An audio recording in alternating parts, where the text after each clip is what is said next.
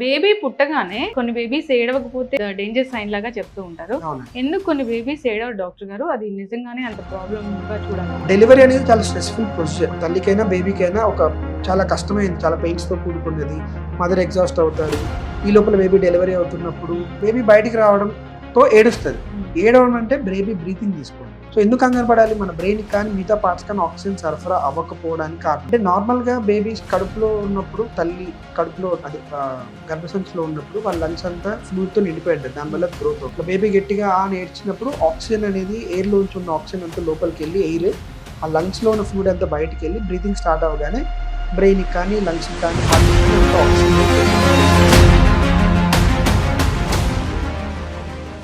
జనరల్గా పుట్టిన బేబీస్ అందరూ హెల్తీగా ఉంటారా? బేబీస్లో ఏమైనా ఇబ్బందులు ఉంటాయా? ఒక్కోసారి బేబీ కోసం చేయాల్సి వస్తుంది. బేబీ గ్రోత్ సరిగ్గా బేబీ ఉమ్మునీరు అనేది టాబ్లెట్ అది తక్కువ ఉన్నప్పుడు బేబీ గ్రోత్ చేయలేదు.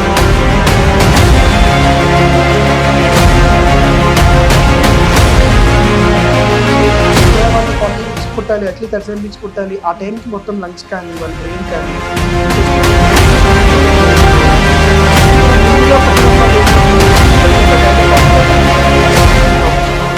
బ్రెయిన్ లో ఇన్ఫెక్షన్స్ రావడం కానీ, మిల్క్స్ అవ్వడం కానీ, మిల్క్ ఇస్తే అరకపోవడం కానీ, జాండీస్ కొంచెం ఎక్కువ రావడం, ఇన్ఫెక్షన్స్ రావడం, షుగర్స్ అవి తగ్గడం, హార్ట్ లో ప్రాబ్లమ్స్ ఉండడం, ఇవన్నీ రావడానికి ఛాన్స్ ఉంటాయి. ఫుల్ హెల్తీగా అయ్యాక మాత్రమే మీరు పంపించాలి. ఫుల్ హెల్తీగా అవ్వాలి, వెయిట్ అప్రోప్రియేట్ గా పెరుగుతూ ఉండాలి, మదర్ కాన్ఫిడెంట్ గా. నేనటాలజీ డిపార్ట్మెంట్ లో వాళ్ళు ఉంటారు కదా, దాంట్లో ఉంటారు. మరి అప్పుడు వాళ్ళకి ఫీడింగ్ ఎలా డాక్టర్? ఇనీషియల్ గా మరీ చిన్న బేబీస్ కి అయితే ట్యూబ్ ఫీడింగ్ ఇస్తాం.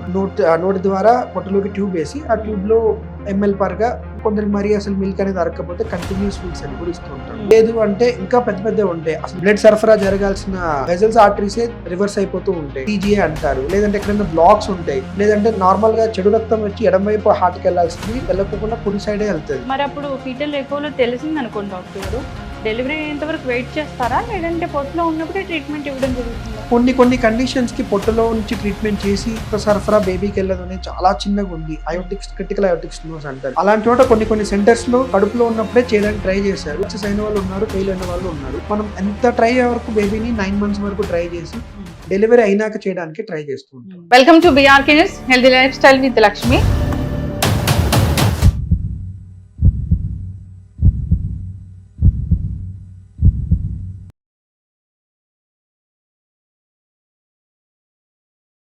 డాక్టర్ గారు నమస్తే అండి. నమస్తే డాక్టర్ గారు, జనరల్ గానే ఈ బేబీస్, ఇప్పుడు నేనటాలజిస్ట్ కాబట్టి చిన్న బేబీస్ ని మీరు చూస్తూ ఉంటారు. అంటే ఫుల్ టర్మ్, ప్రీ టర్మ్ ఇలా బేబీస్ గురించి చెప్తూ ఉంటారు కదా, ఎట్లా డిఫైన్ చేస్తాం డాక్టర్ గారు దాన్ని? నార్మల్ గా ప్రతి మదర్ కి నెలలు నిండేది 40 weeks అని ఇస్తారండి. బట్ 37 weeks నిండిన తర్వాత నుంచి బేబీని టర్మ్ బేబీస్ అంటారు. 37 కన్నా ముందు పుట్టిన బేబీస్ అందరినీ ప్రీటర్మ్ బేబీస్ అంటారు. ఓకే. ఈ ప్రీటర్మ్ బేబీస్ అనేది ఎందుకు ముందుగానే డెలివరీ అవుతారు వీళ్ళు? నార్మల్ గా బేబీస్ యూజువల్ గా ప్రీటర్మ్ డెలివరీ అవ్వడానికి ఒక రీజన్ ఏదో ఉంటది. మదర్ లో కానీ ఏదైనా రీజన్ ఉండాలి, బేబీలో కానీ ఏదైనా ప్రాబ్లం ఉండాలి. మదర్ లో ప్రాబ్లమ్స్ అంటే మదర్ కి అన్కంట్రోల్ హైపర్ టెన్షన్, ఫిట్స్ లా వచ్చేలాగా, ఎక్లాంప్షియా అంటారు దాన్ని, ఫిట్స్ లా వచ్చేలాగా, లేదు మదర్ కి ఏదైనా వేరే ప్రాబ్లమ్, అన్కంట్రోల్ డయాబెటీస్ ఉన్నా కానీ, లేదు మదర్ కి ఏమైనా లీకింగ్ అయినా కానీ, ఉమ్మునీరు ఉంటది కదా, అది లీక్ అవుతున్నా కానీ, ఆర్ బ్లీడింగ్ అవుతున్నా కానీ డెలివరీ చేయాల్సి వస్తుంది బేబీని. ఏదో సిజేరియన్ కానీ ఏదైనా నార్మల్ డెలివరీ బేబీ అంతా బేబీ అవుతుంది. ఒకసారి ఏదైనా ఇన్ఫెక్షన్స్ ఉన్నప్పుడు మదర్ కి ఆ బేబీ వచ్చే ప్యాసేజ్ లో ఎక్కడ ఇన్ఫెక్షన్ అప్పుడు కూడా బేబీ అర్లీగా డెలివరీ అవుతుంది. కొరియామ్నిటిస్ అంటారు. ఒక్కోసారి బేబీ కోసం చేయాల్సి వస్తుంది. లైక్ బేబీ గ్రోత్ సరిగ్గా లేదు, బేబీ ఉమ్మునీరు అనేది ఏదైతే అమ్నియాటిక్ ఫ్లూయిడ్ అంటాం ఇంగ్లీష్ లో, అది తక్కువ ఉన్నప్పుడు బేబీ గ్రోత్ కి సపోర్ట్ చేయలేకపోయినా కానీ, బేబీకి బ్లడ్ ఫ్లో సరఫరా అనేది అంబలికల్ కార్డ్ లోంచి జరుగుతుంది. దాంట్లో ఆర్టరీస్ అని ఉంటాయి, దాంట్లో డాప్లర్ చేసి చూస్తారు. ఆ బ్లడ్ ఫ్లో అనేది తగ్గుతున్నప్పుడు బేబీ గ్రోత్ కన్నా బేబీ లైఫ్ ఇంపార్టెంట్ అన్నప్పుడు డెలివరీ చేస్తారు ప్రీమెచ్యూర్. ఇలా ప్రీమెచ్యూర్ బేబీస్ పుట్టినప్పుడు కేర్ అనేది ఎలా ఉంటుంది? ఎన్ని రోజుల పాటు హాస్పిటల్లో ఉండాల్సి ఉంటుంది? అంటే డిపెండ్స్ అండి, వాళ్ళు ఎంత అర్లీగా పుట్టారని. ఇప్పుడు దాంట్లో కూడా క్లాసిఫై చేస్తాం మేము. 28 weeks కన్నా ముందు పుట్టిన బేబీని ఎక్స్ట్రీమ్ ప్రీటర్మ్ బేబీస్ అంటాం. ఇంతకుముందు 28 weeks వరకే మనం సాల్వ్ చేయగలం, 26 week అనుకునే వాళ్ళం. బట్ ఇప్పుడున్న కొత్త టెక్నాలజీ వల్ల 24 weeks, ఇంకా కొన్ని ఫారెన్ కంట్రీస్ లో 22 weeks వరకు కూడా సేవ్ చేస్తున్నారు. సో వాళ్ళు ఎంత ముందు పుడితే అట్లీస్ట్ ఓవరాల్ ద టైం చూస్తే ఒక 34 వీక్స్ వరకు అయితే బేబీని వాళ్ళు ఆ టైం ఆ గెస్టేషన్ వచ్చే వరకు అయితే హాస్పిటల్లో ఉంచుకోవడం జరుగుతుంది. వాళ్ళు ఎంత ముందు పుట్టారనే దాన్ని బట్టి అంత టైం డిపెండ్ అయ్యి ఉంటుంది. వాళ్ళు మెచ్యూరిటీ వచ్చేంత మెచ్యూరిటీ వచ్చే వరకు వాళ్ళు స్పాంటేనియస్ గా బ్రీతింగ్ సపోర్ట్, ఆక్సిజన్ సపోర్ట్ లేకుండా తీసుకునేంత వరకు, వాళ్ళు ఫీడింగ్ ఏదైనా తీసుకోవడానికి స్పూన్ ద్వారా కానీ తల్లి బ్రెస్ట్ ఫీడింగ్ ఇచ్చేయగలిగేంత వరకు, వాళ్ళు టెంపరేచర్ అది బాగా మెయింటైన్ చేసుకునేంత వరకు, మిగతా ప్రాబ్లమ్స్ మెడికల్ ప్రాబ్లమ్స్ అన్ని వస్తాయి, అవన్నీ సార్ట్ అవుట్ అయ్యేంత వరకు మేము పెట్టుకుంటాం హాస్పిటల్. అవన్నీ ఒకసారి అయిన తర్వాత మనం డిశ్చార్జ్ చేస్తాం. ఓకే. జనరల్ గా పుట్టిన బేబీస్ లో బేబీస్ అందరూ హెల్దీగా ఉంటారా? బేబీస్ లో ఏమైనా ఇబ్బందులు ఉంటాయా డాక్టర్ గారు? ప్రీమెచ్యూర్ బేబీస్ పుట్టినప్పుడు మామూలుగా వాళ్ళు 40 వీక్స్ పుట్టాలి, అట్లీస్ట్ 37 వీక్స్ పుట్టాలి. ఆ టైంకి మొత్తం లంగ్స్ కానీ, వాళ్ళ బ్రెయిన్ కానీ, ఇంటెస్టైన్స్ కానీ, కిడ్నీస్ కానీ అన్ని మెచ్యూర్ అవుతాయండి. ఇలా ముందుగా పుట్టడం వల్ల ఏమవుతుంది, అవన్నీ ఇంకా ఫుల్ గా డెవలప్ అవ్వకపోవడం వల్ల బ్రీతింగ్ ప్రాబ్లమ్స్ రావడము, బ్రెయిన్ లో ఇన్ఫెక్షన్స్ రావడం కానీ, బ్లీడ్స్ అవ్వడం కానీ, మిల్క్ ఇస్తే అరక్కపోవడం కానీ, జాండీస్ కొంచెం ఎక్కువ రావడము, వాళ్ళకి ఇన్ఫెక్షన్స్, ఇమ్యూనిటీ తక్కువ ఉన్న వాళ్ళు ఇన్ఫెక్షన్స్ రావడము, షుగర్స్ అవి తగ్గడము, హార్ట్ లో ప్రాబ్లమ్స్ ఉండడము, హోల్స్ అవి ఉండడము, ఇవన్నీ రావడానికి ఛాన్స్ ఉంటాయి. అవన్నీ మనం చూసుకుంటూ స్క్రీన్ చేసుకుంటూ ఉంటాము, రాకోకుండా ట్రై చేస్తాము. ఒకవేళ వస్తే దాని తగ్గట్టు ట్రీట్మెంట్ చేస్తూ ఉంటాం. ఓకే.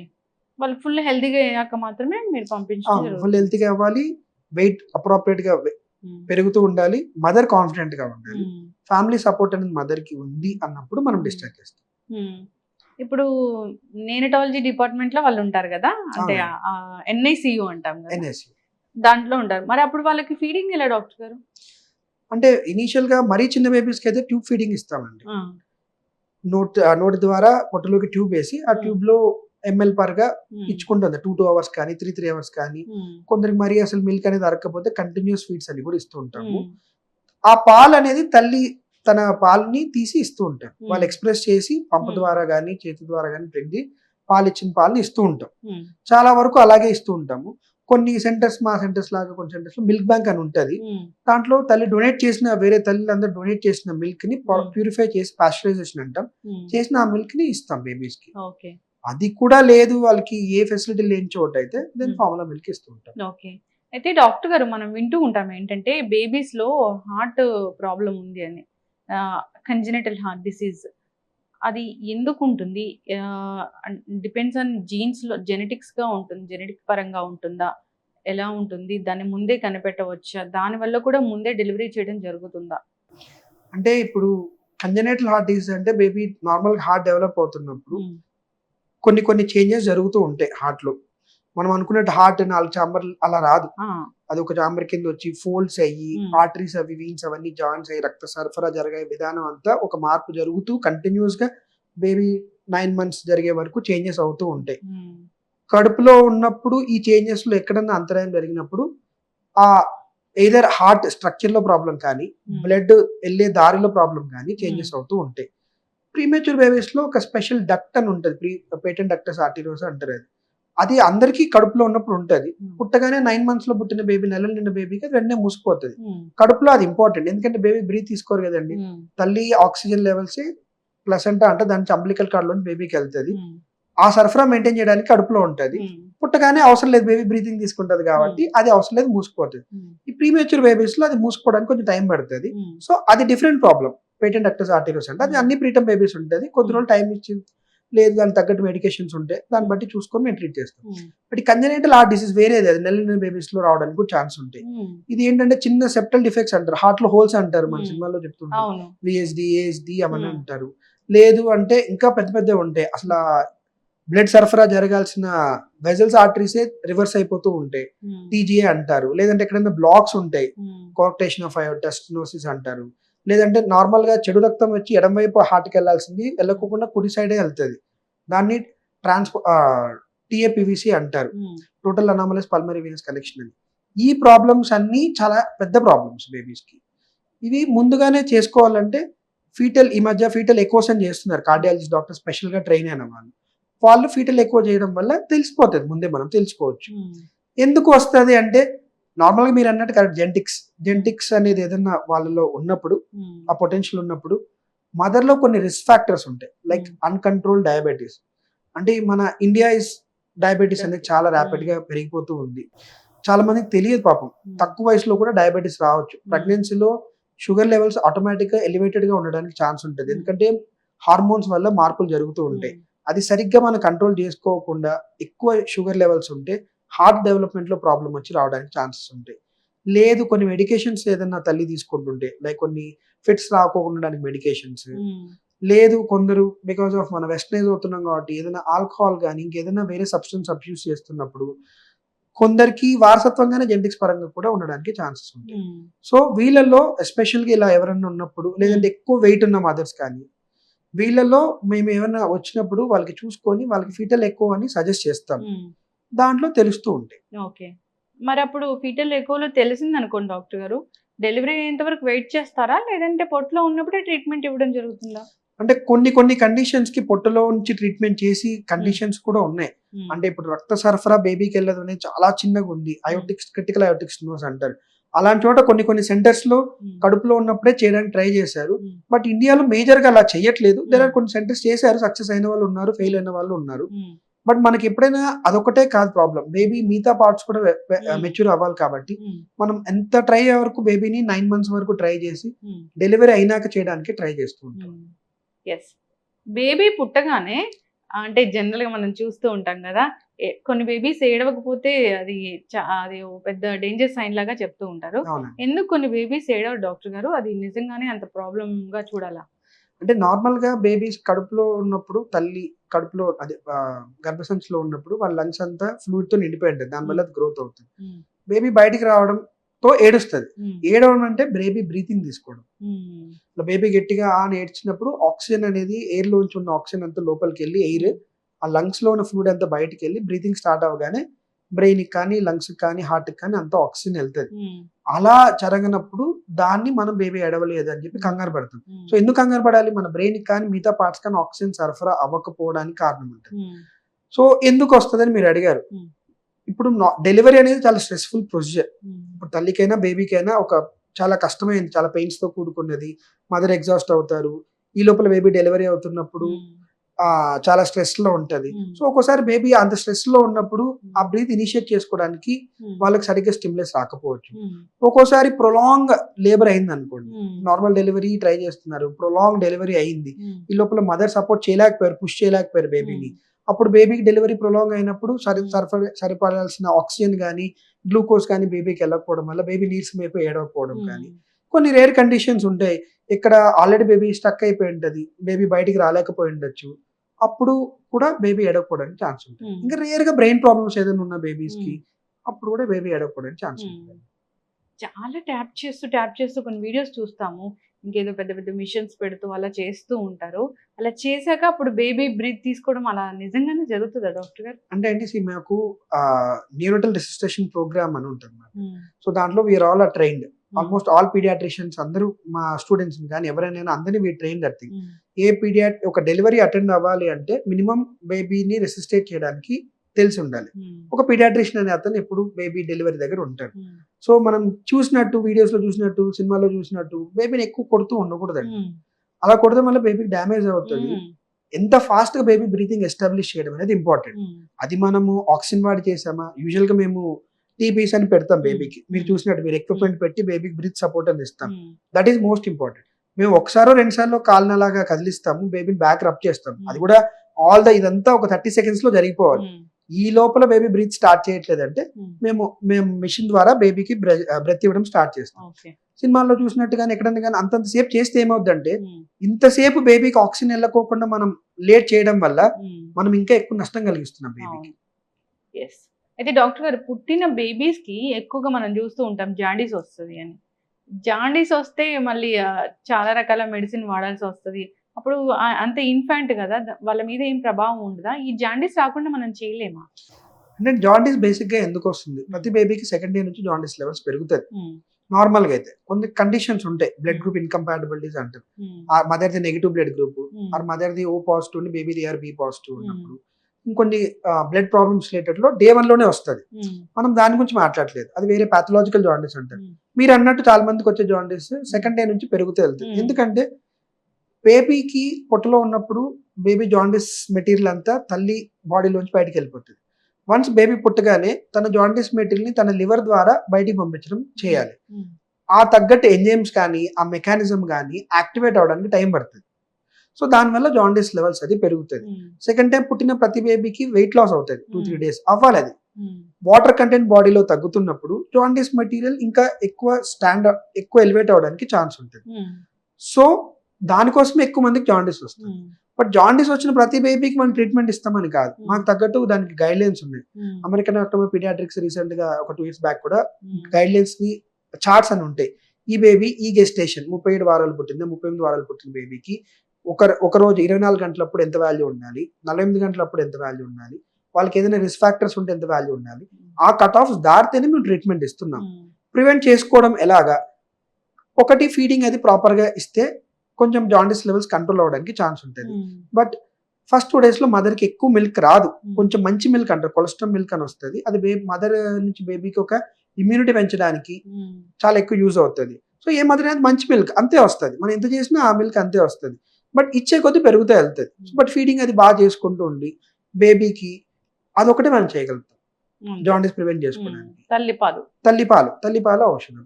కాకపోతే కొందరు అంటారు సన్నికి చూపిస్తే జాండీస్ తగ్గుతుందేమో అని చెప్పేసి. సన్నికి చూపిస్తే తగ్గదనట్లేదు, బట్ ఒక చాలా ఎక్కువసేపు చూపించాలి. మనం చూపించేలాగా 1/2 an hour అలా ఎక్స్పోజ్ చేస్తే అవ్వదు, ఒక 10 to 12 hours అలా చూపించాల్సి వస్తుంది. అంతసేపు మనమే ఉండలేము సన్ లో, ఇప్పుడు ఉన్న సన్ లో. ఆల్సో మనకి తెలిసి ఇప్పుడు డ్యామేజ్ ఓజోన్ అంతా ఉంది కాబట్టి అన్ఫిల్టర్డ్ రేస్ ఎక్కువ రావడం వల్ల బేబీకి స్కిన్ డ్యామేజ్ అవడం ఎక్కువ ఉంటుంది.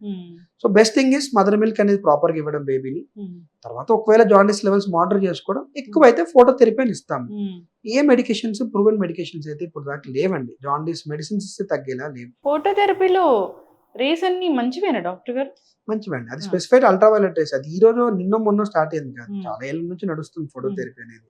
ఫోటోథెరపీ రైస్ వల్ల సైడ్ ఎఫెక్ట్స్ ఏం లేవు, చాలా స్టడీస్ అయ్యాయి, ఏం లేవండి సైడ్ ఎఫెక్ట్స్. చిన్నప్పుడు వచ్చింది జాండీస్ తగ్గిపోయింది అంటే ఇంకా వాళ్ళకి ముందు వచ్చే అవకాశం ఉంటుందా ఉండదా డాక్టర్ గారు? అంటే ఇప్పుడు మనం అనుకున్న జాండీస్ ఏదైతే లివర్ ఇమ్మెచ్యూరిటీ వల్ల వచ్చే జాండీస్ దాన్ని అన్కాంజుగేటెడ్ హైపర్బిలిరూబినియా అంటారు. దాని వల్ల అయితే మళ్ళీ ఫ్యూచర్ లో ప్రాబ్లం ఏం రాదు. కాంజుగేట్ హైపర్బిలిరూబినియం అంటారు, అంటే అది లివర్ లో నిజంగా ఏదైనా ప్రాబ్లం ఉండడం వల్ల జరిగింది అయితే ఫ్యూచర్ లో దాని వల్ల రానికి అవకాశం ఉంటుంది. డాక్టర్స్ ప్రిస్క్రైబ్ చేస్తారా డి విటమిన్ వాడమని?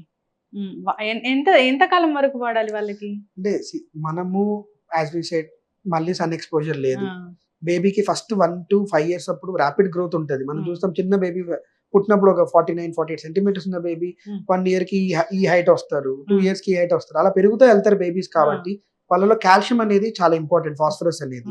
దాన్ని మెయింటైన్ చేసేది vitamin D. Vitamin D good source అనేది మనకు ఏదైనా సన్ రైస్ నుంచి రావాలి, లేదంటే తినే ఫుడ్ లో రావాలి. సన్ రైస్ లో మన పిల్లలు మనం ఎక్స్పోజ్ చేయలేకపోతున్నాం because of so many problems. Food అనే దాంట్లో ఇండియాలో అంత ఫార్టిఫికేషన్ గా విటమిన్ డి ఎక్కడ లేదు. సో మనం విటమిన్ డి ఇస్తే బేబీ బోన్ డెవలప్మెంట్ బాగుంటది. కాబట్టి 1 year వరకు అయితే డెఫినెట్ గా ఇవ్వాలి. రీసెంట్ గా స్టడీస్ అవుతున్నాయి 5 years వరకు కూడా బేబీ అంటిల్ అన్లెస్. మనం చిన్నప్పుడు అయితే బయటికి వెళ్ళి ఆడుకునే వాళ్ళం, ఈ కాలంలో ఎక్కువ ఆడుకోవట్లేదు పిల్లలు సన్ రైస్ లో వెళ్ళేసి. అట్లీస్ట్ ఒక 5 years వరకు ఇస్తే మంచిదని చెప్తున్నారు. ఓకే డాక్టర్ గారు, బేబీస్ కి స్కిన్ మీద ఒకలాంటి ప్యాచెస్ లాగా ఉంటూ ఉంటాయి, దానికోసం డాక్టర్ దగ్గర తీసుకెళ్ళాలా నార్మల్ అయినా?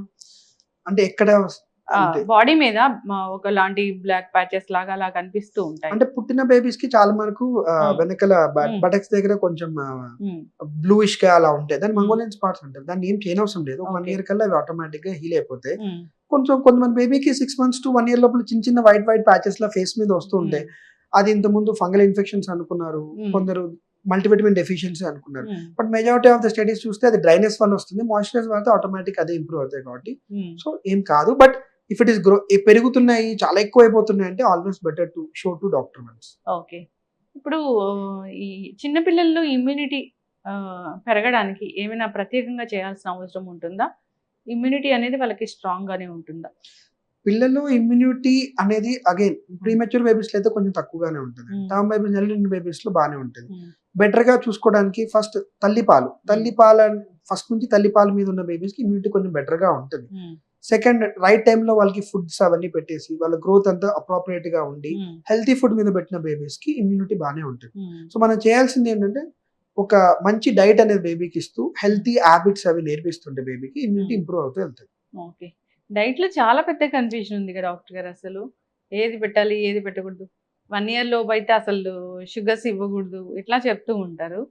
సో అసలు ఎలాంటి ఫుడ్ ఇవ్వాలనేది చాలా పెద్ద కన్ఫ్యూజన్. మనం తినే ఫుడ్ ఎప్పటి నుంచి ఇవ్వచ్చు అసలు వాళ్ళకి? అంటే యూజువల్గా 6 months వరకు అంటే 180 days వరకు బేబీకి WHO చెప్తారు, వరల్డ్ హెల్త్ ఆర్గనైజేషన్ చెప్పేది ఏంటంటే 180 days వరకు బేబీకి మిల్క్ ఫీడ్స్ ఇవ్వాలి. బ్రెస్ట్ మిల్క్ అయితే బెస్ట్. లేదు అంటే సపోజ్ ఇఫ్ ఆప్షన్ లేదు అన్న వాళ్ళకి ఫార్ములా ఫీడ్స్ ఇస్తున్నారు. 180 days నిండిన తర్వాత బేబీకి ప్రాపర్ నెక్ కంట్రోల్ అదంతా వచ్చింది బేబీకి. అండ్ బేబీ ఈస్ అసెస్ చేస్తాం మేము ఒకసారి whether the baby is fit for solids అవి స్టార్ట్ చేయొచ్చు అన్నప్పుడు యూజువల్గా 180 days కి బేబీ 67 kilos వచ్చింటారు. ఆ టైం నెక్ కంట్రోల్ అంతా బాగుంది, బేబీ యాక్టివ్గా ఉంది, తీసుకోగలుగుతుంది అన్నప్పుడు మనం స్టార్ట్ చేస్తాం. మన సైడ్ అయితే ఆంధ్ర అండ్ తెలంగాణలో ఏదైతే మనం ఉగ్గుతో స్టార్ట్ చేస్తాం. బేసిక్ గా ఉగ్గు అంటే రైస్ పప్పులు తీసుకొని ఒక గ్రైండ్ చేసుకొని పేస్ట్ కింద చేసుకొని పెడతాం. అలా స్టార్ట్ చేస్తాము. బట్ అదేగా చేయలేని ఏం లేదు, మన సైడ్ అలా చేస్తున్నారు. కొందరు కిచిడి పెడతారు, కొందరు రాగి జావా పెడతారు, కొందరు ఫుల్ మకానా ఓట్ పౌడర్ చేసుకొని పెడతారు. సో డిఫరెంట్ పీపుల్ డిఫరెంట్ గా ట్రై చేస్తారు. ఫ్రూట్స్ పెడతారు బేబీస్ కి, బనానా పెడతారు, స్వీట్ పొటాటో పెడతారు, క్యారెట్స్ పెడతారు. సో అలా స్టార్ట్ చేస్తారు. యాజ్ ఎ డాక్టర్ గా మనము ఇలా పెట్టొచ్చు అని చెప్పగలం, కానీ బేబీస్ ఎలా తింటున్నారు, ఏం తింటున్నారు అనేది తల్లికే అండ్ సరౌండింగ్ ఫ్యామిలీ మెంబర్స్ కే తెలుస్తుంది. బట్ మీరు అన్నట్టు షుగర్ అయితే 1 year, యాక్చువల్గా అయితే 2 years వరకు ఇవ్వకపోతే మంచిది. బట్ 1 year వరకు అయితే డెఫినెట్ గా ఇవ్వకపోతే చాలా మంచిదండి. దానివల్ల బ్రెయిన్ డెవలప్మెంట్ కి అఫెక్ట్ అవడానికి ఛాన్స్ ఉంది. సాల్ట్ కూడా ఇవ్వకూడదు, ఎందుకంటే బేబీస్ కిడ్నీస్ 1 year వరకు సాల్ట్ ని మేనేజ్ చేయలేదు కాబట్టి 1 year వరకు ఇవ్వకూడదు. హనీ ఇవ్వకూడదు 1 year వరకు. దానివల్ల బాట్యులిజం అనే ఒక ప్రాబ్లం రావడానికి ఛాన్స్ ఉంటుంది. అది తక్కువ మందిలోనే వస్తుంది, బట్ అది వస్తే చాలా సీరియస్ అవుతుంది కాబట్టి 1 year వరకు ఈ 3 అయితే ఇవ్వకపోతే మంచిది. ఈ 3 గుర్తు పెట్టుకుని ఖచ్చితంగా ఇవ్వకుండా ఉండాలి. Salt, sugar, honey. మిగతా నార్మల్ ఫుడ్ నార్మల్ గా ఏమంటే బై 1 year ఆఫ్ టైం వచ్చేసరికి బేబీకి అని ఇంట్లో ఏం చేసుకుంటామో ఫుడ్ అది బేబీకి మెత్తగా చివుబుల్ గా ఉండేలాగా చూసుకొని పెట్టేస్తే సరిపోతుంది. స్పెషల్ గా ఏం చేయకోకుండా, ఎక్కువ కారాలు ఎక్కువ ఉప్పులు అవి లేకుండా నార్మల్ గా చేసుకొని పెట్టేయచ్చు. ఓకే. అయితే డాక్టర్ గారు ఇప్పుడు ప్రీమెచ్యూర్ బేబీస్ గురించి మాట్లాడుకుంటే వాళ్ళకి ఎక్స్ట్రా కేర్ అనేది అవసరం ఉంటుందా ఎప్పటికీ కూడా? 1 year 2 years వచ్చేంత వరకు కూడా ఎక్స్ట్రా కేర్ అనేది ఉంటుందా? అంటే ఇప్పుడు ప్రీమెచ్యూర్ బేబీస్ మేము డిసైడ్ చేసి 34 weeks లో చేస్తాం. 34 weeks స్టిల్ ప్రీమెచ్యూర్. మామూలుగా మనం అనుకున్నప్పుడు 40 వారాలు అయితే కంప్లీట్ గా నిండిన బేబీకి. సో వాళ్ళు ఇంకా ప్రీమెచ్యూర్ గానే ఉన్నారు. యూజువల్ గా అన్ని హాస్పిటల్స్, ఇప్పుడు మా హాస్పిటల్ అయితే 1.4, 1.5 డిశ్చార్జ్ చేస్తాం baby. Normal baby 2.5 to 3.5 kg లో పుడతారు. వాళ్ళు ఇంకా తక్కువ వెయిట్ లో ఉన్నారు. వాళ్ళు క్యాచ్అప్ చేసుకొని స్లో పెరగడానికి ఒక 2-3 months పడుతుంది వాళ్ళకి. 34 నుంచి 40 అంటే 6 weeks, అంటే ఆల్మోస్ట్ 2 months. తర్వాత వాళ్ళ లంగ్స్ ఏవైతే ఉందో అది ఇంకా ఒక 2 years వరకు ఇంకా పెరుగుతూనే ఉంటుంది. సో వాళ్ళకి ఏదైనా ఇన్ఫెక్షన్స్ వచ్చినప్పుడు అది లంగ్స్ లో సివియర్ ఇన్ఫెక్షన్ అవడానికి ఛాన్స్ ఉంటుంది. సో ఒక 2 years వరకు వాళ్ళకి న్యూట్రిషన్ పరంగా చక్కగా పెట్టుకుంటూ వాళ్ళకి ఏ ఇన్ఫెక్షన్స్ రాకుండా చూసుకుంటే ఆఫ్టర్ 2 years రెగ్యులర్ డాక్టర్ దగ్గర పీడియాట్రిషియన్, న్యూరోటాలజిస్ట్, డెవలప్మెంటల్ పీడియాట్రిషియన్ ఉంటారు. ఒక టీమ్ ఉంటుంది, యాక్చువల్ డెవలప్మెంటల్ పీడియాట్రిక్స్ అనేది టీమ్ ఉంటుంది. మేము డెవలప్మెంటల్ పీడియాట్రిషియన్స్, ఆడియాలజిస్ట్ అంటే hearing doctors, ophthalmologist, paediatric neurologist. So ఒక డెవలప్మెంటల్ టీమ్ ఉంటుంది. ఆ టీమ్ అందరు కలిసి వాళ్ళు ఫాలోఅప్ చేసుకుంటూ ఉంటే ఒక 2 years వరకు వాళ్ళు బాగా ఉన్నారు బేబీస్ అనుకుంటే after that they are almost like normal baby. ఇంకా మీ ప్రీమెచ్యూర్ బేబీయా టర్మ్ బేబీ అని మీకు అసలు తెలియదు కూడా తెలియదు. జనరల్ గా వెయిట్ గురించి వెయిట్ చూస్తే చాలా మంది బేబీస్ చాలా తక్కువ వెయిట్ ఉంటారు డాక్టర్ గారు. అసలు పుట్టడమే ఒక 2 kgs అలా పుడుతూ ఉంటారు.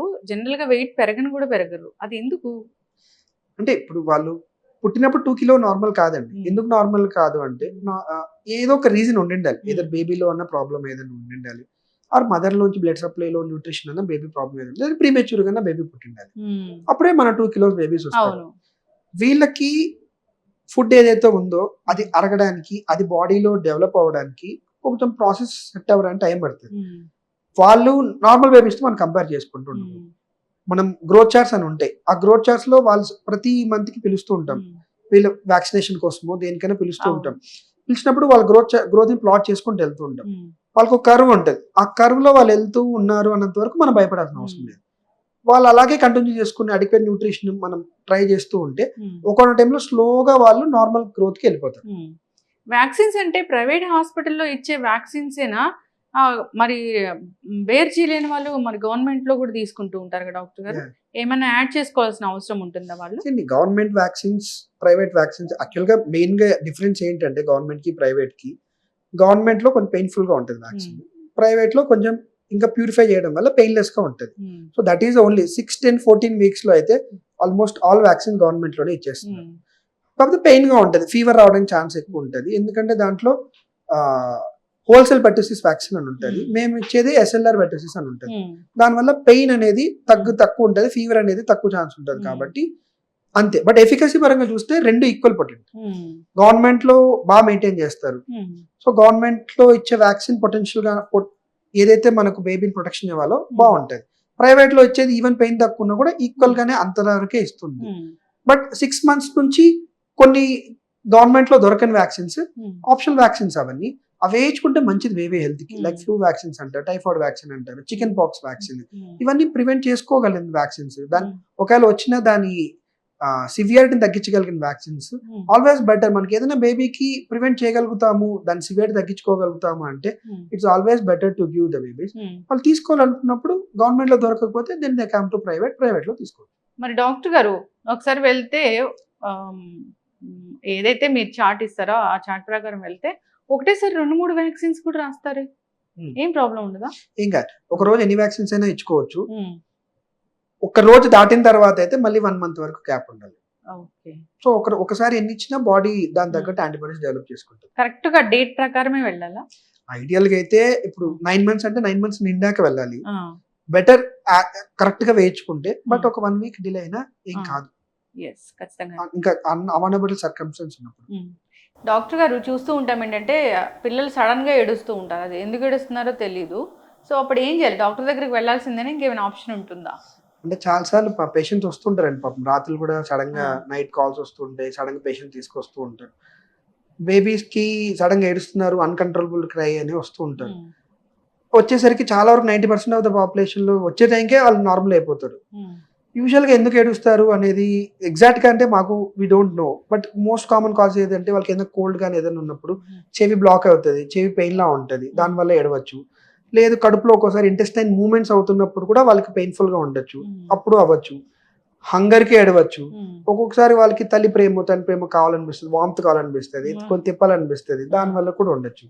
చాలా వరకు మేము చూసిన దాన్ని బట్టి ఏడ్చిన పిల్లలు వచ్చినప్పటి వరకు ఏం ఉండట్లేదు. బట్ అసలు ఆపట్లేదు, బేబీ కంటిన్యూస్ గా ఒక 2-3 hours ఏడుస్తున్నారు అంటే it's always better to show to paediatrician. ఎందుకంటే మనం మిస్ అయ్యేదానికన్నా ఓవర్ గా చూపించినా కూడా మంచిది. ఇప్పుడు ఫీవర్ వస్తే డాక్టర్ దగ్గర తీసుకెళ్లాలా, క్రోసిన్ డ్రాప్స్ ఇంట్లో వేస్తే సరిపోతుందా? అంటే యూజువల్ గా ఫీవర్ ఎందుకు వచ్చింది అనేది ఒక లాజిక్ ఉండాలి. ఇప్పుడు బేబీకి ఫీవర్ మోస్ట్ కామన్ కాజ్ వల్ల వచ్చేది వైరల్ ఇన్ఫెక్షన్స్ వల్ల వస్తుంది. వైరల్ ఇన్ఫెక్షన్ వల్ల ఫీవర్ ఒక 2-3 days వరకు ఉంటుంది. ఓన్లీ ఫీవర్ ఉంది, మిగతా యాక్టివిటీ అంతా బేబీ బాగానే ఉంది, బాగానే తింటున్నాడు, బాగానే ఆడుకుంటున్నాడు, ఓన్లీ ఫీవర్ వస్తుంది, క్రోసిన్ డ్రాప్స్ వేస్తే తగ్గుతుంది అంటే we can try Crocin drops అని. అలా కాదు, దాంతోపాటు ఎక్కువ దగ్గుతున్నాడు, జలుబు ఉంది, కడుపు నొప్పి అంటున్నాడు, హై ఫీవర్స్ 102, 103 ఫీవర్స్ వస్తున్నాయి, మనకు అసలు తను తినట్లేదు, యూరిన్కి వెళ్ళట్లేదు, యూరిన్కి వెళ్తే ఏడుస్తున్నాడు, వామిటింగ్స్ అయిపోతున్నాయి, అలా అన్నప్పుడు డాక్టర్ దగ్గర చూపించుకోవాలి. వామిటింగ్స్ అంటే జనరల్ గా కామన్ గా అయ్యే వామిటింగ్స్ అను మనం ఖచ్చితంగా డాక్టర్ దగ్గర తీసుకెళ్లాల్సిన వామిటింగ్స్ తేడా ఉంటుందా డాక్టర్ గారు? అంటే 1 year పిల్లలకి రిఫ్లెక్స్ అంటారండి. పాలు తాగుతున్నప్పుడు ఒక 4-5 ml అలా తీస్తూ ఉంటారు, ఒకసారి 10 ml కూడా తీస్తూ ఉంటారు. అది కామన్, చాలా మంది పిల్లలకి వస్తుంది. 2-3 months అప్పుడు స్టార్ట్ అయ్యి 6 months కి ఎక్కువ అయిపోయి తర్వాత 1 year కల్లా తగ్గిపోతుంది. కాకపోతే ఆ పిల్లలు వెయిట్ గెయిన్ బాగానే ఉంటారు, యాక్టివిటీ బాగానే ఉంటారు, యూరిన్ అది బాగానే వెళ్తుంటారు. సో దానినే మనం ఎక్కువ కంగారు పడాల్సిన అవసరం లేదు. అలా కాదు, కొందరు పిల్లలు వెయిట్ పెరగట్లేదు, గ్రీన్ కలర్ వామిటింగ్ కానీ, డార్క్ ఎల్లో కలర్ వామిటింగ్స్ కానీ కంటిన్యూస్ గా చేస్తున్నారు, నీర్స్ పడిపోతున్నారు, బేబీ ఫుడ్ ఫీడింగ్ తీసుకోవట్లేదు, యూరిన్ వెళ్ళట్లేదు అంటే డెఫినెట్ గా డాక్టర్ చూపించాలి. వీళ్ళకి కాన్స్టిపేషన్ కూడా ఒక పెద్ద ప్రాబ్లమే కదా డాక్టర్ గారు? అవునండి. ఎన్ని రోజులకి అది ప్రాబ్లం అని మనం అనుకోవాలి? వాళ్ళు మోషన్ వెళ్ళేది ఎన్నిసార్లు వెళ్ళాలి అనేది ఏమైనా కౌంట్ ఉంటుందా? అంటే ఐడియల్ గా డైలీ వెళ్తే మంచిదండి, వితౌట్ ఎక్కువ స్ట్రెయిన్ లేకుండా డైలీ బేబీ మోషన్ వెళ్తే మంచిది. ఈ న్యూ బార్న్ బేబీస్ ఎస్పెషల్గా ఏంటంటే వాళ్ళు ఒక 4-5 days ఫస్ట్ 2-3 months లో డైలీ వెళ్తారు, డేకి మల్టిపుల్ టైమ్స్ వెళ్తారు, ఫీడ్ ఇచ్చిన ప్రతిసారి వెళ్తూ ఉంటారు. ఒక్కోసారి 2-3 days వెళ్ళకోకుండా ఉంటారు, ఒకసారి 7 days వరకు కూడా మేము ఆగుతాము. ఎప్పుడు బేబీకి వామిటింగ్స్ అవ్వట్లేదు, పొట్ట సాఫ్ట్ గానే ఉంది, బేబీ మిల్క్ అది బాగానే తీసుకుంటే 7 days వరకు కూడా మనం ఆగుతాం. అలా కాదు, కొంచెం పెద్ద పిల్లలు అనుకోండి 4-5 days అవగానే వాళ్ళకి పెయిన్ అవన్నీ, కడుపు నొప్పి రావడము, వాళ్ళు తినలేకపోవడము, మోషన్ వెళ్తుంటే చాలా పెయిన్ రావడము, బ్లడ్ పడ్డం, అలా ఉన్నప్పుడు దాన్ని వాళ్ళకి మెడికేషన్స్ ఇచ్చి కొంచెం రిలీవ్ చేసి వాళ్ళ డైట్ కానీ, ఫ్రూట్స్ ఎక్కువ తీసుకోవడం కానీ, diet modification, fibre rich diet, ఇవన్నీ ఒక డైట్ చార్ట్ అన్ని ఇచ్చి వాళ్ళకి ట్రై చేస్తాం ఫస్ట్. అప్పటికీ వాళ్ళకి ఇంప్రూవ్మెంట్ లేదంటే దెన్ మనం మెడికేషన్ స్టార్ట్ చేస్తాం. వాటర్ అనేది వాళ్ళకి చాలా అవసరం డాక్టర్ గారు. దానికి ఏమైనా మెజర్ అనేది ఉంటుందా? 6 మంత్స్ తర్వాత వాటర్ ఇవ్వచ్చు అని చెప్తూ 6 మంత్స్ తర్వాత ఒక 50 to 100 ml తో స్టార్ట్ చేసుకోవచ్చు అండి Hmm. బేబీకి.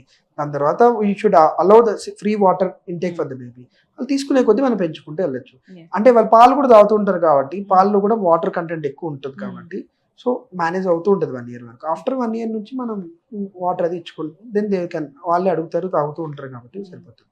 మేము చేసే రిచువల్స్ కొన్ని మీ డాక్టర్స్ అసలు వద్దని చెప్తూ ఉంటారు.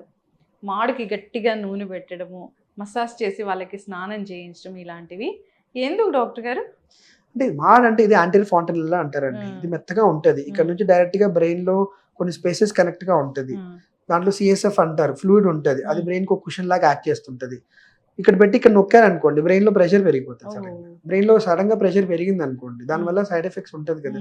ఆ పక్కన అందరికీ ప్రాబ్లం రాకపోవచ్చు, అందరూ అదృష్టవంతులు కాదు. ఎవరైనా అక్కడ పక్కన బ్లడ్ వెజల్స్ ఏదైనా చిన్నగా ఉన్నప్పుడు ఏదైనా ఉంది అనుకోండి, అదేదైనా డ్యామేజ్ అయింది అనుకోండి, తర్వాత మనం ఏం చేయలేం బేబీకి. అసలు గట్టిగా అసలు రుద్దుకూడదు. అలా ఏం లేదు. ఆయిల్ మసాజ్ చేసుకోవచ్చు, మనం ఎలా ఆయిల్ మసాజ్ చేసుకుని అలా చేసుకోవచ్చు. అంతేగాని ఇక్కడ పెట్టేసి ఇక్కడ నొక్కడం అనేది మీరు అన్నట్టు చాలా మంది చేస్తూ ఉంటారు. అది మంచిది అసలు కాదండి. వస్తుంటారా డాక్టర్ గారు అలాంటి పేషెంట్స్? వస్తుంటారు, అడుగుతూ ఉంటారు. అంటే ఈ కాలం మదర్స్ అందరూ వింటారు, గ్రాండ్ పేరెంట్స్ మేము చేసాం ఆ టైంలో ఏం కాలేదు అంటే అందరూ లక్కీ కాదు. బెస్ట్ ఎగ్జాంపుల్ నేనైతే ఒకటే చెప్తాను, కార్లో వెళ్తున్నప్పుడు సీట్ బెల్ట్ వేసుకుంటే మంచిది. సీట్ బెల్ట్ వేసుకొని వాళ్ళు సేఫ్గా వెళ్ళిన వాళ్ళు ఉన్నారు, సీట్ బెల్ట్ వేసుకున్న యాక్సిడెంట్ అయిన వాళ్ళు ఉన్నారు. బట్ సీట్ బెల్ట్ వేసుకుంటే ఒక కాన్ఫిడెంట్ మనం తప్పు చేయలేదు అనే ఒక మన ధైర్యం అనేది ఎప్పుడూ ఉంటుంది. సో మనం పెట్టకూడదు, మంచిది కాదు, పెట్టకూడదు. పెట్టేసి ఎంతమందికి ఎవరికి అవ్వలేదు కదా ఈ వీళ్ళకి ఎందుకు అవుతుంది అంటే మనకు తెలియదు, ఎవరు అన్ఫార్చునేట్గా ఉంటారో మనకు తెలియదు. ప్రాబ్లమ్స్ అయితే అవడానికి ఛాన్స్ ఎక్కువ ఉంది. క్లియర్ గా చెప్తున్నారు గైడ్ లైన్స్, అలా చేయకూడదు. టీవీ చూడకూడదు, వాకర్ ఇవ్వకూడదు పిల్లలకి అనేది అంటూ ఉంటారు. ఏమవుతుంది డాక్టర్ గారు? చూడండి, టీవీ చూస్తే బేబీకి దేనికి చూపిస్తాం, టీవీ చూస్తే అడిక్ట్ అయిపోతున్నారు. వాళ్ళ ఫ్రేమ్స్ ఆఫ్ షిఫ్ట్ లో అట్రాక్ట్ చేయడానికి ఇప్పుడు చాలా ఛానల్స్ ఉన్నాయి. ఐ డోంట్ పేరు చెప్పట్లేదు నేను, కిడ్స్ కోసం చాలా ఛానల్స్ పెట్టారు. మీరు చూస్తే ప్రతి ఫ్రేమ్ అట్రాక్టివ్ ఉంటేనే బేబీ కంటిన్యూస్ గా యాక్టివ్ గా చూడగలుగుతుంది. బేబీ అన్ని ఫ్రేమ్స్ వాళ్ళు షిఫ్ట్ చేస్తూ ఉంటే వాళ్ళ బ్రెయిన్ డెవలప్మెంట్ కి అఫెక్ట్ అయిపోతుంది.